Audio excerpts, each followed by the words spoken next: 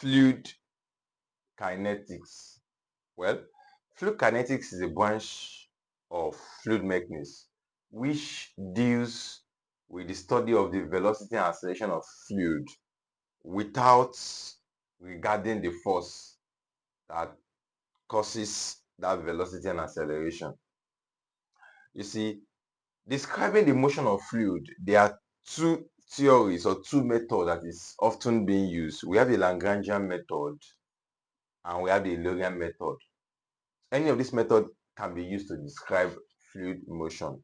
When we look at the Lagrangian method now, it simply picks a fluid particle, a single fluid particles, and then it studies the motion of that fluid particles as it moves, studying its acceleration and then its velocity. Well, the velocity component is given as the partial derivative of x with respect to t, that is the u. The velocity component in terms of y given as partial derivative of y with respect to t, while the z component of velocity is written as w, which is the partial derivative of z with respect to t. And then the resultant velocity is given as u squared plus v squared plus w squared all into square root. And then the same goes with the acceleration. The acceleration component in terms of x is given as partial derivative of x squared, the x squared, the square x with respect to dt squared. While the acceleration component in terms of y is given as d square y over the dt square. And the acceleration component in terms of z is given as d square z over the t square. And then this is the resultant acceleration. Well, the Lagrangian method is cumbersome and you can say complex, and that's because to identify a fluid component and then follows it as it moves, you keep moving and describing the acceleration of that fluid component, the velocity or the pressure, because the pressure is also studied in the same manner if you're using Lagrangian. Density, other properties are studied using the same method if you are using the Lagrangian, but it's complex because to identify a fluid particle is difficult, and then to consider that fluid particle and keep following that fluid particle as it moves makes the method more complex. Eulerian method. In Eulerian method, the observer concentrates on a point in the fluid system. The velocity, acceleration, and other properties of the fluid at that particular point are studied. So, like I said, in fluid mechanics, we prefer this method because of its simplicity. So, if I want to study using this method, all I just simply do is I take various points along the fluid and identify their velocity and acceleration. So at any instance of time, I want to consider, oh, what is the property of this point? I just go back to my data and then I realize that, okay, this is the velocity at this point, this is the acceleration at this point. So it's better than the Lagrangian method, taking a fluid particle and keep following that fluid particle, which makes it complex. So you see, the velocity at any point x, y, or z is given as u, which is a function of x, y, and z, or v, which can also be a function of x, y, and z, and t, and then w, so which can be a function of x, y, and then z. First of all, to write out the component for acceleration, we have it that total change, this a notation in partial derivative, total change is expressed as this in partial differentiation. Then we have it that du dt then, which represents the acceleration in terms of x, which is du dt, will simply be differentiating everything here with respect to t, which is du dx times dx over dt plus du dy times dy over dt plus du dz times dz over dt plus du dt times dt over dt.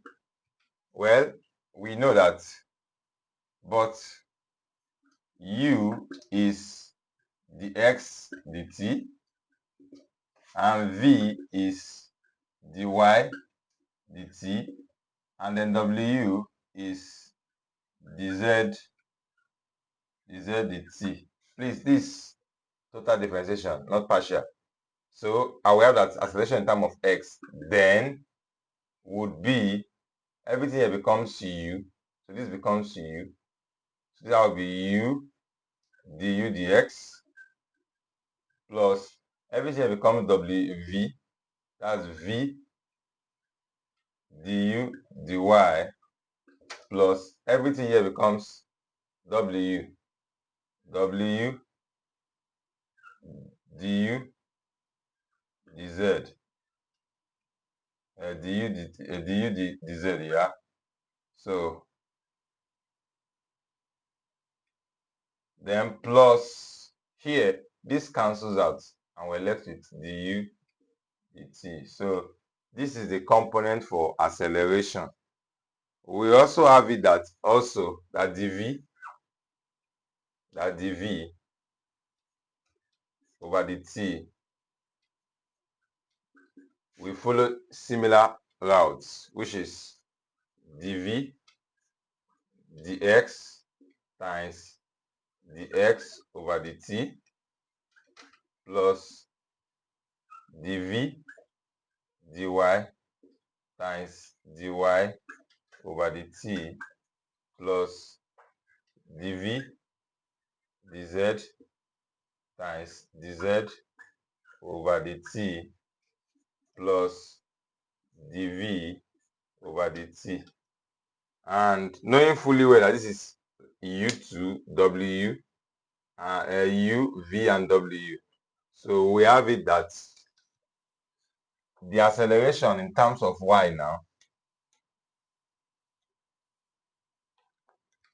acceleration in terms of y, which is dv over dt,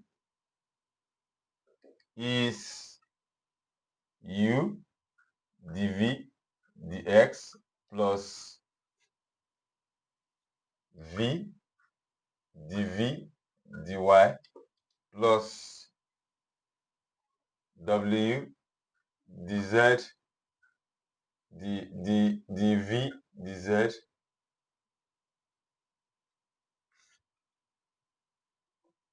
plus dv dt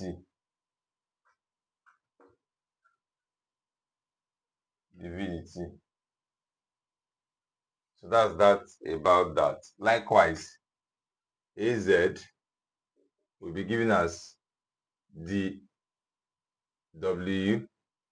dt, and if well written, you will have it similarly with this as u dw dx plus v dw dy plus w dw dz plus dw dt. So that's that about that. We have it that the resultant velocity now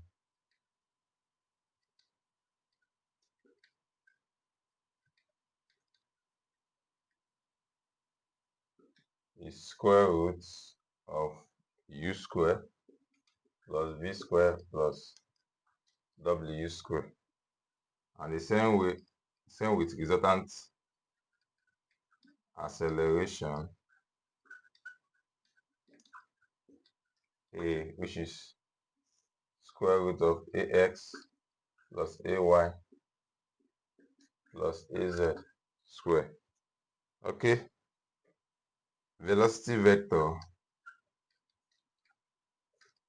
the velocity in vector form can be ui plus Vj plus Wk. So, well, that's that. We want to look at types of fluid flow. Well, fluid may be classified as follow. We have steady and unsteady flow, uniform and non-uniform flow, 1, 2, 3-dimensional flow, rotational and irrotational flow, laminar and turbulent flow, and then compressible and incompressible flow. Let's begin with the first one now, steady and unsteady flow. What is steady flow? This is the type of flow in which the flow characteristics such as velocity, pressure, density, etc. at a point do not change with time. It does not change with time. And if you differentiate the equation for velocity, you will get 0. If you partially differentiate the pressure, you also get 0 with respect to time. And then density with respect to time, you still get 0. Simply put it that if you give me the equation for either velocity or whatever, pressure, density, and it is independent of time, there's no t in that equation for velocity or for pressure or for density, then I know it's a steady flow because it's not dependent on time. But if in the equation for the velocity or pressure or density and I can see time there, then it depends on velocity to be an unsteady flow. So for steady flow, you don't see time there. For an unsteady flow, you will see time there. That's just a way to identify. Wherever we take examples, we see that. Now, unsteady flow, this is the type of flow in which the velocity, pressure, density at a particular point or at a point changes with respect to time. Because it's changing with respect to time. If you partially differentiate it, you won't actually get 0. If you differentiate the pressure, you will not get 0. Likewise, if you differentiate the density too, you will not have 0. Uniform and non-uniform flow. This is the type of flow in which the velocity at any given time does not change with respect to space. When we say space, we mean the x, y, and then z. So if you differentiate the velocity with respect to x, y, or z, you will get 0. Then you know it's a uniform flow. But for a non-uniform flow, it's a type of flow in which the velocity at any given time changes with respect to space. So if you differentiate the velocity with respect to space, taking t to be constant, you will not get 0. Then we have 1, 2, or 3-dimensional flow. A one-dimensional flow, this type of flow in which the flow characteristics, such as velocity, for instance, is a function of just one space coordinate. Maybe it depends only on x. So here we have the u, which is a function of x and time. The v is 0 and the w is 0. For two-dimensional flow, it depends on the velocity is a function of two space coordinates, maybe x and y. So that's that for this. And then we have 3-dimensional flow. So 3-dimensional flow, this is a type of flow in which the velocity is a function of the 3 space coordinates. So it depends on x, y, and then z. Then we have rotational and irrotational flow. For rotational flow, this type of flow in which the fluid particles, while moving in direction of flow, rotate about their mass center. While for irrotational, it's a type of flow in which the fluid particles, while moving in direction of flow, do not rotate about their mass center. The next is laminar and turbulent flow. A laminar flow is one in which the path taken by the individual particles do not cross each other and the individual particles moves in a well-defined paths. For turbulent, a turbulent flow is that flow in which the fluid particles moves in a zigzag manner. Then lastly, compressible and incompressible flow. A compressible flow is a type of flow in which the density changes from point to point, while for incompressible flow, the density do not change from point to point. That's a mistake.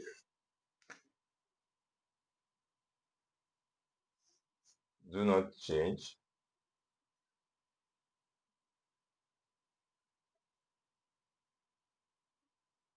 from point to point, meaning that the density is constant. For one, in a fluid, the velocity field is given by v is equal to 3x plus 2y I plus 4z plus 3x squared plus 2t minus 3k. Determine the velocity component UVW at any point in the field, the speed at 0.111 and time t equal to 2 seconds. Now classify the velocity as field as steady or unsteady or uniform or non-uniform, and 1, 2, or 3 dimensional flow. So let's proceed. Now the first one, our U is the component of I. So U is 3x plus 2y. Our V is the component of J, which is 4z plus 3x squared. While our W is the component of K, which is 2t minus 3. That's all. We've done the first one. The second is to identify the speed at points x equal to 1, y equal to 1, and z is equal to 1. So therefore, my U will be equal to putting 1 here. This is 3 into 1 plus 2 into 1. And that will give us 5. And then V will be equal to 4 into 1 plus 3 into 1 squared. And that will give us 7. And the last W will be equal to 2 into 2, because time is 2 minus 3. And this will be equal to 1. So we can write the velocity in components to be Ui, and the U is 5, 5i, plus the V, which is Zj, 7j, sorry, and then plus K, 1K. So we can find the magnitude of this V now. That will be 5 squared plus 7 squared plus 1 square, all into square roots. Let's get that now. So 5 square plus 7 square plus 1 square. That's about 8.66. Now lastly, let's take the third one. We're asked to tell if it's steady or unsteady. Well, for the first part, A, it is an unsteady flow. Why? If you differentiate with respect to time, you will not get 0. If you differentiate with respect to time here, you get 0. If you differentiate with respect to time, you get 0. If you differentiate with respect to time, you get 2. So you have 2k, so it's not 0. So we can actually tell, once I can see time in the equation, I know our sign is unsteady. If there's no time here, then it's a steady flow. Okay, the next now, to identify if it's a non-uniform or uniform. Well, if you differentiate with respect to x, you will not have 0. If you differentiate with respect to y, you will not have 0. If you differentiate with respect to z, you will not have 0. So we say it's a non-uniform flow.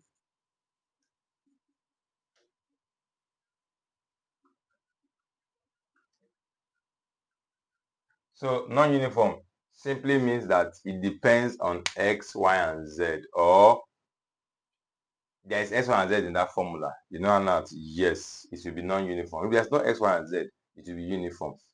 So the last one is it 1, 2, or 3 dimensional? It is 3 dimensional, but you can see x, y, and z there. If you are only seeing x, 1 dimensional, if you are only seeing y, 2 dimensional, if you are only seeing y, 1 dimensional, only z, 1 dimensional. But if you're seeing x, y, z, it's 3 dimensional, so it's a 3 dimensional fluid.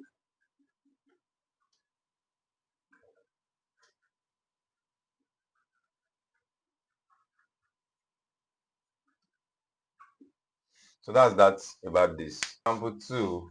Velocity for a 2-dimensional flow field is given by V equal to 3 plus 2xy plus 4t square I plus xy square plus 3tj. Find the velocity and acceleration at a point 1, 2 after 2 seconds. Well, the first thing to do here is this is our velocity. So our u, we can say it is 3 plus 2xy plus 4t squared. And our v is simply sy squared plus 3t. Okay, so the velocity at 1, 2 and time 2 means that put x as x, take x to be equal to 1, y to be equal to 2, and time to be equal to 2 as well. So your u will simply become 3 plus 2 into 1 times 2 plus 4 into 2 square. And this simply will give us 3 plus 4, 7 plus 16, that's 23. And then V will simply be 1 times 2 square plus 3 times 2 is 4 plus 6, that's 10.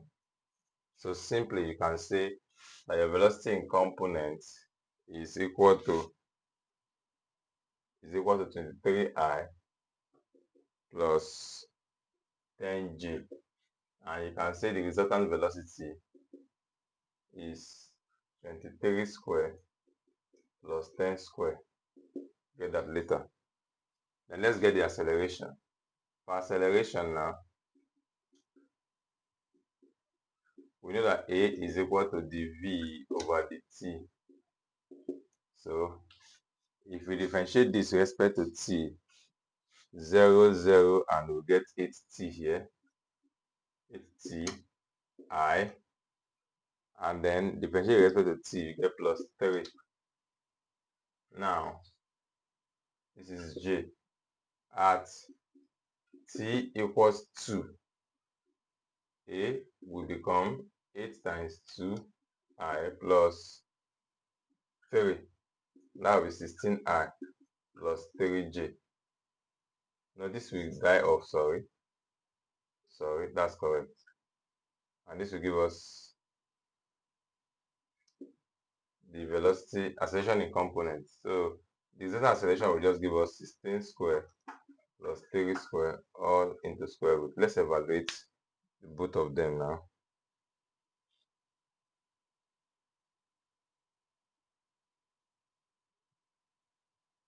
So 3 square plus 10 square, 25.08 meter per second. 16 square plus 9, 16.28 meter per second square. So that we want to look at this charge, or you say rate of flow, is defined as the quantity of fluid flowing per second through a section of a pipe or channel. For incompressible flow, this charge is usually expressed as volume of fluid flowing per time, while for compressible flow, this charge is expressed as weight of fluid flowing per unit time. Well, for a fluid, when we talk about fluid, we consider fluid generally to be incompressible, while gases are considered to be compressible. So for a fluid, actually, this charge is taken as the area times the average velocity, or times the velocity. That is the formula for discharge. Or you can say volume over time. This is same as volume over time. Okay? And this charge is represented with Q. Now next, let's look at the continuity equation. The continuity equation is based on the principle of conservation of mass. So we have it that the quantity of fluid, the rate at which fluid flows in through a section of a pipe, it's the same rate at which it exits that same pipe. So we're going to say, let's write out the continuity equation now.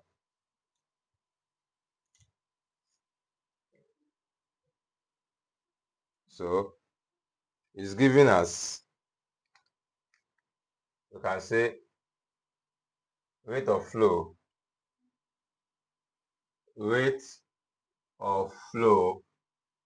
in section is equal to rate of flow in section. Okay, let density 1 be the density in this section, area be the area of this section, and v1 be the velocity at entry here.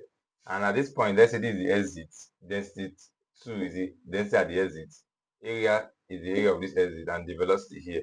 We can therefore say that density 1, area 1, v1 is equal to density 2, area 2. So this is the continuity equation. Again, if the fluid is an incompressible flow, for incompressible flow,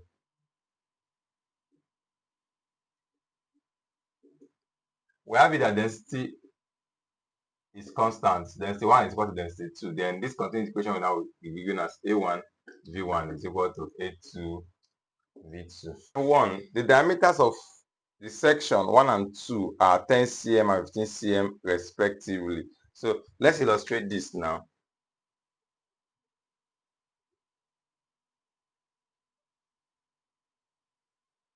Okay, so the diameter here is about 10 cm, while the diameter at this point is about 15 cm. That's what we are given. Okay, find the discharge through the pipe if the velocity of water flowing through the pipe at 1. The velocity here is given as 5 meters per second. This is velocity 1. We don't have the velocity 2. So firstly, let's get the area 1. We have that the diameter 1 is given as 10 cm, which divided by 100 will give us 0.1 meter. While diameter 2 is given as 15 cm. When divided by 100 will give us 0.15 meter. Then we have it that area 1 is pi d square over 4. That's pi times 0.1 square over 4. Okay, and area 2 is equal to pi d2 square over 4, which is pi times 0.15 square over 4. So respectively, this will give us 0.007854 meters squared. While this will give us 0.01767 meters squared. Okay, so that's that about that. We have to get firstly the discharge. Number 1, discharge. Discharge can be A1 V1 or A2 V2. But since we don't know V2, we're going to use this now. Any of them will give the same answer actually. So what's our A1? A1 is given as 0.007854 multiplied by V1, which is 5. So our answer for this question will simply be given as 0.03927 meter cube per second. That's the unit of discharge. Number 2, since A1 V1 continuity equation is equal to A2 V2, we can therefore say that V2 is equal to A1 V1 over A2, which will be equal to our A1 0.07854 times 5 all over our A2, which is 0.01767, and this will simply give us 2.2 meter per seconds. So that's that about this question. Number 2, a 30 cm diameter pipe conveying water branches into 2 pipes of diameter 20 cm and 15 cm. Let's put up this now.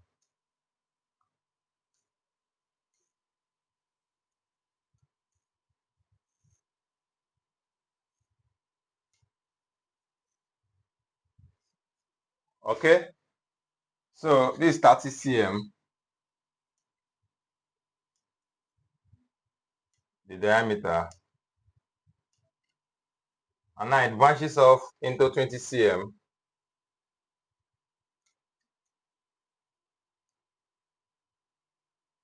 and 15 cm.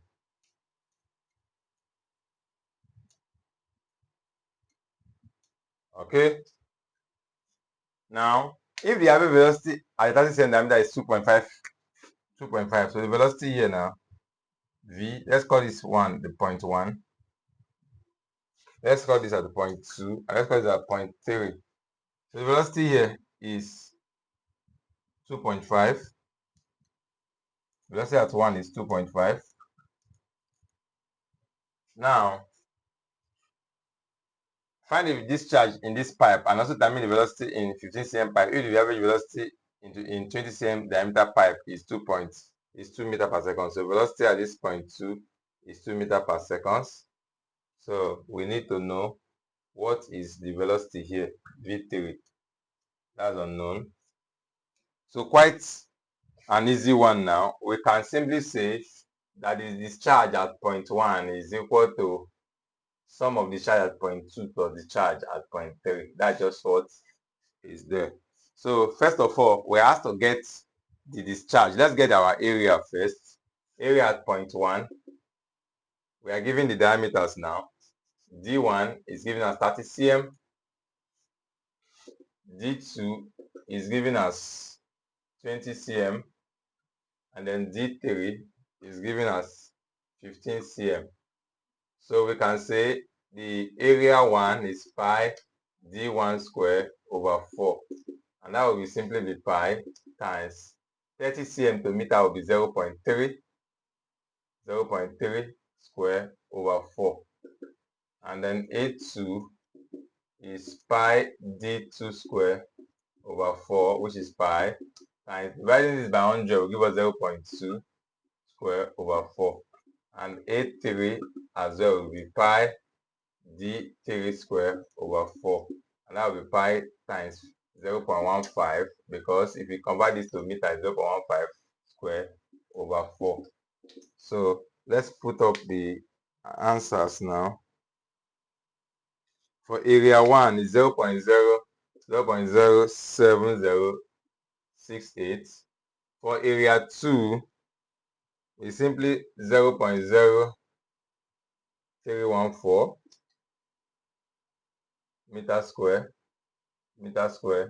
And area 3 is just 0.01767 meter square. Okay. Now the first one is the discharge at the 30 cm. That was we have to find the discharge in this pipe. The discharge is simply going to be area 1 times velocity 1. Area 1 is 0.0768 times the velocity 1, which is given as 2.5. And that will give us 0.1767 meter cube per second. Discharge 2, which is A2 times V2, and that will give us area 2 is 0.0314 times the velocity 2. The velocity here is given as 2 meters per second, so that's 2, and that will give us 0.0628 meter cube per second. Now, for discharge 3, well, we can't get its velocity, or we don't have its velocity. We can get the velocity, but we don't have the velocity. So we can say that using the equation, discharge 1 is equal to discharge 2 plus discharge 3. And discharge here is same as what is exiting. So discharge 1 has been given as 0.1767, which is equal to discharge 2 has been given as 0.0628. So we are left with discharge 3. So we can say discharge 3 is equal to 0.1767 minus 0.0628. So discharge 3 will be given as 0. If you subtract 0.017, 1139 meter cube per second. And we can therefore get the velocity in discharge 3. Now, if that's the case, we can therefore say that since Q3 is equal to A3 times V3, then we can say that V3 is equal to Q3 over A3.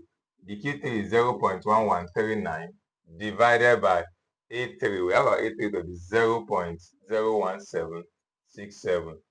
And that simply will give us 6.44 meter per second. So that's that for this question.